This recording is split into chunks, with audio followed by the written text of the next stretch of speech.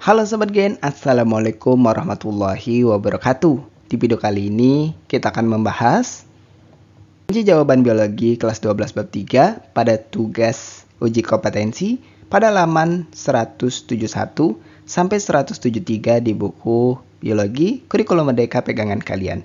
Jadi, ayo kita bahas bersama mengenai soal atau perintah yang ada di tugas kali ini Gen. Tapi sebelum lanjut jangan lupa untuk subscribe ya Gen, agar Gen Sukses Media lebih semangat lagi nemenin kalian nugasnya. Jika sudah, kuy kita lanjut.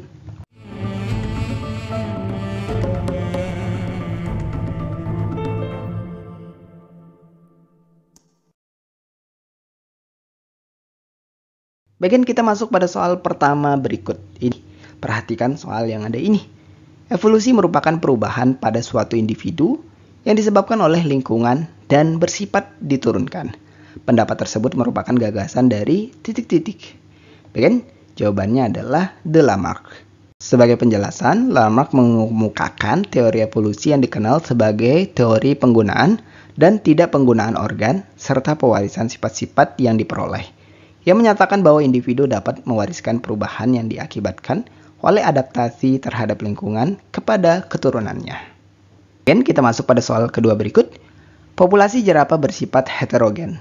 Ada yang berleher pendek dan ada yang berleher panjang.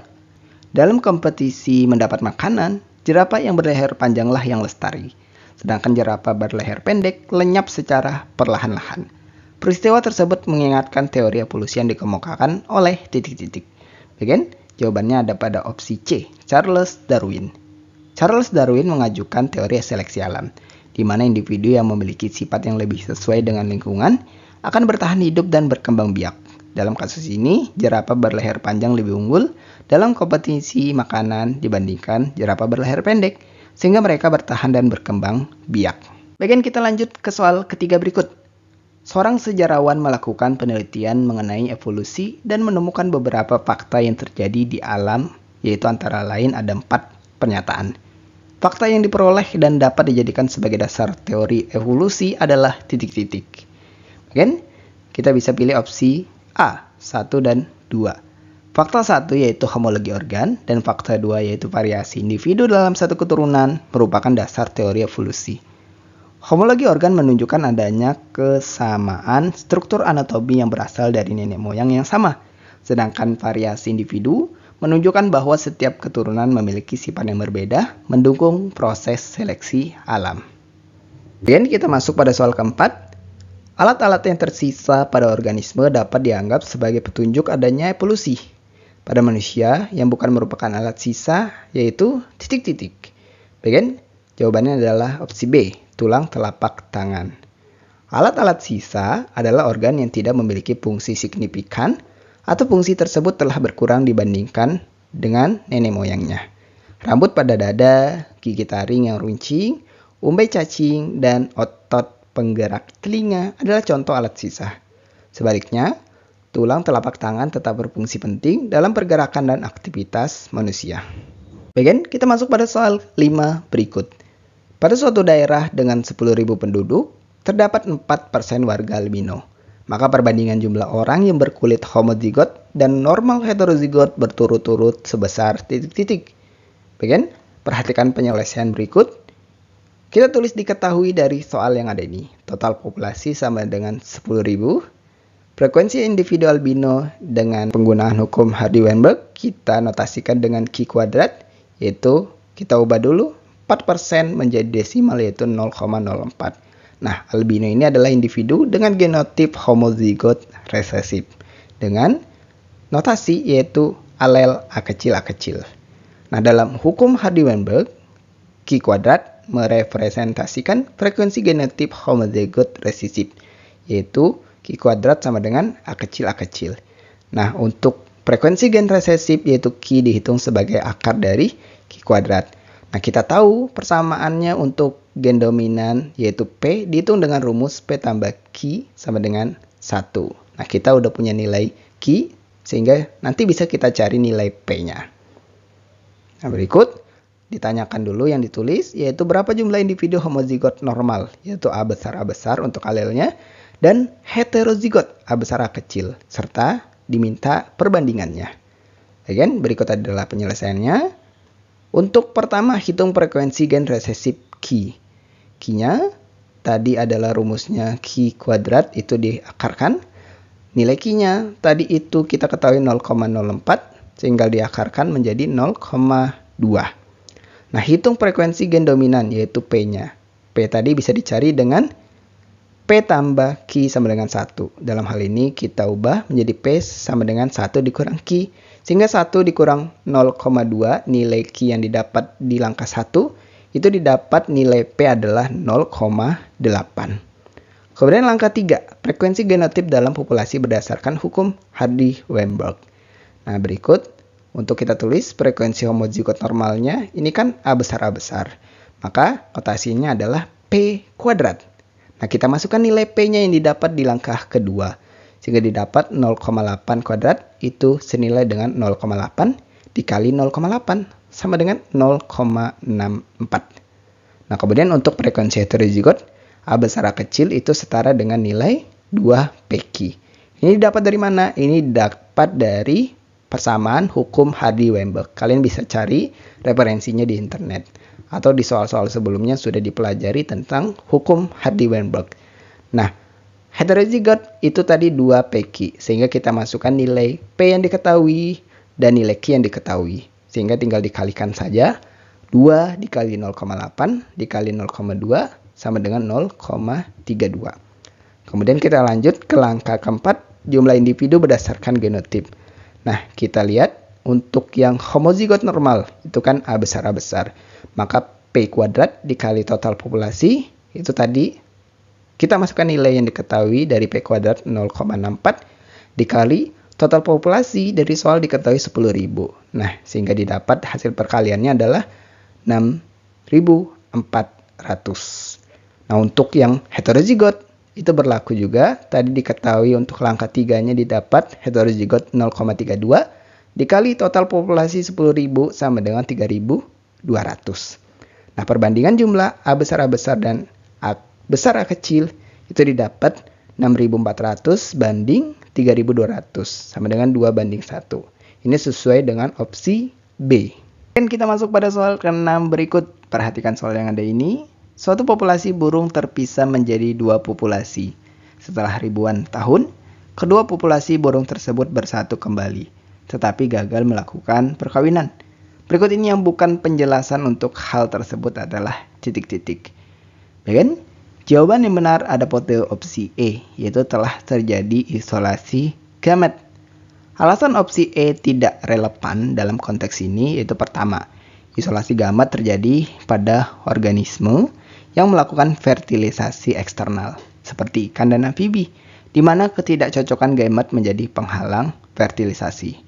Pada burung yang melakukan fertilisasi internal, kegagalan perkawinan lebih disebabkan oleh isolasi perilaku, mekanis, atau geografis, bukan isolasi gamet. Oleh karena itu, isolasi gamet bukan penjelasan yang sesuai untuk ketidakmampuan kawin pada burung. Kemudian kita masuk pada soal ke-7. Agus Westman memotong ekor tikus jantan dan tikus betina. Kemudian keduanya dikawinkan. Anak tikus keturunannya pun mengalami perlakuan yang sama sampai 50 generasi. Pada generasi yang ke-50, ternyata tetap dihasilkan keturunan tikus yang berekor. Eksperimen ini bertentangan dengan mekanisme evolusi yang dicetuskan oleh titik-titik. Jawabannya ada pada opsi C, Lamarck terkait adaptasi. Lamarck berpendapat bahwa sifat yang diperoleh karena pengaruh lingkungan, dalam hal ini seperti kehilangan ekor, akan diwariskan kepada keturunan. Eksperimen Westman membuktikan bahwa perubahan tersebut tidak diwariskan, sehingga bertentangan dengan teori Lamarck. Kemudian kita masuk pada soal ke-8 berikut. Pengujian insektisida terhadap populasi nyamuk dewasa sangat efektif dalam pemutusan siklus hidupnya. Jumlah populasi nyamuk akan menurun secara drastis. Namun setelah 2 tahun kemudian, jumlah nyamuk kembali meningkat. Penyemprotan insektisida menjadi tidak efektif lagi. Berdasarkan teori seleksi alam Darwin, hasil observasi tersebut dapat terjadi karena sebagian populasi nyamuk titik-titik. Jawabannya ada pada opsi C, mampu beradaptasi terhadap insektisida dan mampu menghasilkan keturunan. Menurut teori seleksi alam Darwin, Pertama, populasi nyamuk yang terkena insektisida mengalami tekanan lingkungan. Kedua, hanya individu yang memiliki sifat resisten terhadap insektisida yang mampu bertahan. Ketiga, nyamuk yang bertahan menghasilkan keturunan yang mewarisi sifat resisten ini. Keempat, setelah beberapa generasi, sebagian besar populasi menjadi resisten, membuat insektisida tidak lagi efektif. Dan kita lanjut untuk soal 9. Pada suatu daerah terdapat penduduk bertangan kidal resesif dengan genotip K kecil sebesar 9%. Penduduk bertangan normal memiliki genotip K besar dan K besar K kecil. Apabila populasi penduduk di desa tersebut sebesar 20.000 jiwa, maka jumlah penduduk bertangan normal homozigot sebanyak titik-titik. Baik kan? Kita bisa pilih opsi E, 9.800 orang. Diketahui dari soal, frekuensi individu kidal dengan genotip K kecil adalah 9%. Ini diubah notasinya menjadi 0,09. Dengan kita tandai untuk notasi berdasarkan persamaan Hardy-Weinberg itu dengan Q kuadrat. Untuk populasi total yaitu 20.000 jiwa. Kemudian frekuensi gen resesif yaitu Q. Ini kita cari terlebih dahulu. Yaitu Q kuadrat diakarkan sehingga didapat 0,09 dikuadratkan sama dengan 0,3. Untuk frekuensi gen dominan dengan persamaan P ditambah Q sama dengan 1.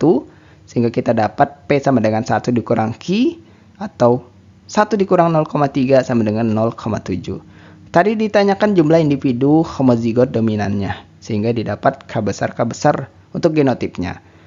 Dan untuk penyelesaiannya, didapat frekuensi genotip K besar, ini setara dengan notasi P kuadrat pada hukum Hardy-Weinberg, sehingga didapat 0,7 kuadrat sama dengan 0,7 dikali 0,7 dengan nilai akhir yaitu 0,49. Untuk jumlah individu K besar yaitu untuk normal homozigot, ini kita kalikan aja frekuensinya 0,49 dikali total populasi sebesar 20.000. Didapat hasil perkalian yaitu 9.800 orang. Ini sesuai dengan opsi E. Dan kita masuk pada soal 10 berikut sebagai soal terakhir kita di sesi soal pilihan ganda. Variasi yang terjadi dalam suatu keturunan terutama disebabkan oleh titik-titik. Kan? Jawaban ada pada opsi A, mutasi gen dan rekombinasi gen. Untuk mutasi gen, yaitu perubahan pada urutan DNA yang menciptakan alel baru dan menghasilkan variasi genetik.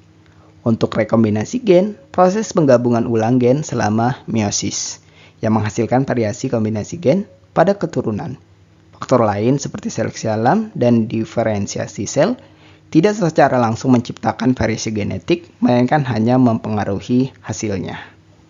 Bagian kita masuk pada sesi soal isian berikut. Kita mulai pada soal pertama berikut ini kan. Perhatikan soal yang ada ini. Di dalam suatu populasi tidak terjadi mutasi, tidak ada seleksi alam, dan tidak terjadi perkawinan secara acak.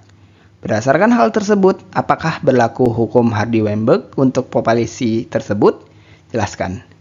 Kan? Hukum Hardy-Weinberg menyatakan bahwa frekuensi alel dan genotip dalam satu populasi akan tetap konstan dari generasi ke generasi jika tidak ada faktor-faktor yang mengganggu keseimbangan genetik. Faktor-faktor tersebut meliputi mutasi, seleksi alam, perkawinan tidak acak, migrasi, dan perubahan ukuran populasi. Dalam kasus yang disebutkan pada soal, populasi tersebut tidak memenuhi syarat hukum Hardy-Weinberg karena salah satu syarat utama tidak terpenuhi, yaitu perkawinan secara acak. Perkawinan tidak acak berarti ada preferensi dalam memilih pasangan yang dapat mengubah frekuensi genotip dalam populasi. Hal ini menyebabkan populasi tidak berada dalam keseimbangan Hardy-Weinberg. Meskipun tidak terjadi mutasi dan seleksi alam serta asumsi lain terpenuhi, ketidakadaan perkawinan acak tetap cukup untuk membuat populasi tersebut tidak memenuhi hukum Hardy-Weinberg. Untuk hukum ini berlaku sepenuhnya, semua syarat harus terpenuhi secara bersamaan. Bagian kita masuk pada soal kedua berikut. Berikan penjelasan apakah bencana alam dapat dijadikan sebagai salah satu penyebab mekanisme evolusi. Jawabannya adalah ya. bencana alam dapat menjadi salah satu penyebab mekanisme evolusi dengan alasan sebagai berikut. Pertama, efek penyempitan populasi. Bencana alam dapat menyebabkan penurunan drastis jumlah individu dalam suatu populasi. Hanya individu tertentu yang selamat, sehingga alel yang dimiliki oleh individu yang selamat akan mendominasi populasi berikutnya. Kedua, seleksi alam. Individu yang memiliki sifat tertentu yang lebih adaptif terhadap kondisi setelah bencana memiliki peluang lebih besar untuk bertahan hidup dan berkembang biak, sehingga alel tersebut diwariskan kepada generasi berikutnya. Dan kita lanjut untuk soal ketiga. Tunjukkan perbedaan evolusi yang dicetuskan Lamarck dan evolusi yang disampaikan oleh Darwin. Baik, berikut perbedaan teori evolusi Lamarck dan Darwin. Pertama, untuk Lamarck. Dengan mekanisme, Lamarck berpendapat bahwa evolusi terjadi karena individu mengubah sifatnya sepanjang hidup sebagai respon terhadap lingkungan. Sifat yang diperoleh ini kemudian diwariskan kepada keturunannya. Kedua, sebagai contoh, pada jerapah, Lamarck menyatakan bahwa leher jerapah memanjang karena mereka terus-menerus merentangkan leher untuk mencapai daun-daun tinggi. Sifat ini diwariskan kepada generasi berikutnya, sehingga populasi jerapah memiliki leher panjang. Sebagai pewarisan, sifat yang diperoleh selama hidup, seperti otot yang berkembang atau perubahan morfologi, dapat diwariskan kepada generasi berikutnya. Kemudian untuk teori evolusi Darwin. Mekanisme, Darwin mengusulkan bahwa evolusi terjadi melalui seleksi alam, yaitu individu yang memiliki sifat lebih baik atau lebih cocok dengan lingkungan mereka akan bertahan hidup lebih lama dan menghasilkan lebih banyak keturunan. Sifat-sifat ini kemudian diwariskan ke generasi berikutnya, yang contohnya ada pada jerapah. Darwin menjelaskan bahwa jerapah dengan leher lebih panjang memiliki keuntungan dalam mencari makanan, sehingga mereka bertahan hidup lebih lama dan menghasilkan keturunan dengan leher panjang. Untuk pewarisannya, hanya sifat yang sudah ada dalam genetik yang diwariskan, bukan sifat yang diperoleh dari lingkungan. Dengan kata lain, Lamarck fokus pada perubahan yang diperoleh selama hidup individu dan meyakini bahwa perubahan tersebut diwariskan. Sementara Darwin menekankan seleksi alam sebagai mekanisme utama evolusi, di mana sifat yang ada sejak lahir yang lebih menguntungkan bertahan dan diperbanyak. Kemudian kita masuk pada soal 4 berikut ini. Jelaskan argumenmu terhadap argumen yang menyatakan bahwa simpanse dan manusia memiliki perbedaan molekuler sekitar 1% memperlihatkan hubungan kekerabatan yang sangat dekat. Baik, argumen yang menyatakan bahwa simpanse dan manusia memiliki perbedaan molekuler sekitar 1% menunjukkan hubungan kekerabatan yang sangat dekat dapat dijelaskan dengan beberapa alasan berikut. Pertama, kesamaan genetik yang sangat tinggi. Perbedaan molekuler 1% menunjukkan bahwa sekitar 99% DNA manusia dan simpanse adalah identik. Ini menunjukkan hubungan evolusi yang dianggap sangat dekat. Kedua, struktur dan fungsi protein yang mirip. Banyak gen pada manusia dan simpanse mengkodekan protein yang hampir identik yang berperan dalam fungsi tubuh yang serupa. Kesamaan ini memperkuat bukti hubungan kekerabatan yang dekat. Kemudian untuk perbedaan yang signifikan pada regulasi gen. Meski secara molekuler hanya 1% perbedaan, regulasi gen, yaitu bagaimana gen dinyalakan atau dimatikan, memainkan peran penting dalam menciptakan perbedaan antara manusia dan simpanse, termasuk ke dalam aspek seperti kemampuan berbicara, pemikiran abstrak, dan budaya. Kemudian 4, faktor evolusi. Perbedaan kecil ini dapat memiliki dampak besar dalam menciptakan ciri khas spesies. Namun hubungan molekuler yang sangat dekat tetap menunjukkan bahwa manusia dan simpanse lebih mirip satu sama lain dibandingkan dengan spesies lain, seperti gorila atau orangutan. Dengan kesamaan DNA sebesar 99%, manusia dan simpanse berbagi banyak karakteristik genetik dan biologis yang mendukung hubungan kekerabatan yang dekat meskipun terdapat perbedaan pada ciri-ciri tertentu. Kemudian kita masuk pada soal 5 berikut ini sebagai soal terakhir kita di sesi tugas kali ini. Persentase laki-laki buta warna di Indonesia sebesar 7%. Anggota populasi laki-laki dengan wanita berjumlah sama dengan perbandingan 1-1%. Berapakah perbandingan wanita buta warna dan wanita karir? Simak pembahasan dan penyelesaian berikut ini, Gen. Diketahui persentase laki-laki buta warna dengan notasi Q sama dengan 7%. Ini kita ubah menjadi 0,07. Untuk frekuensi alel dominan normal dengan notasi P ini sama dengan 1 dikurang Q, sehingga didapat 1 dikurang 0,07 sama dengan 0,93. Kita dasari populasi pria dan wanita berbanding 1:1. Yang ditanyakan perbandingan wanita buta warna dengan notasi Q kuadrat dan wanita karir dengan notasi 2PQ. Sehingga berikut adalah penyelesaiannya. Hitung genotip pada wanita. Nah, karena wanita memiliki 2 kromosom X, maka peluang genotip dihitung sebagai berikut. Normal homozigot XN ini setara dengan notasi P kuadrat, sehingga 0,93 dikali 0,93 sama dengan 0,8649. Untuk karir, yaitu dengan alel atau genotip XN besar, XB sama dengan 2PQ. Nah, ini kita masukkan nilai P dan Q yang telah diketahui. 2 kali 0,93 dikali 0,07 sama dengan 0,1302. Untuk buta warna, ini notasi genotip atau alelnya XB dengan notasi Q kuadrat. Sehingga didapat 0,07 dikali 0,07 sama dengan 0,0049. Nah, ini didapat untuk masing-masing genotip pada wanitanya. Nah, untuk perbandingan wanita karir dan wanita buta warna adalah sebagai berikut. Untuk frekuensi wanita karir, 2PQ sama dengan tadi 13,02%.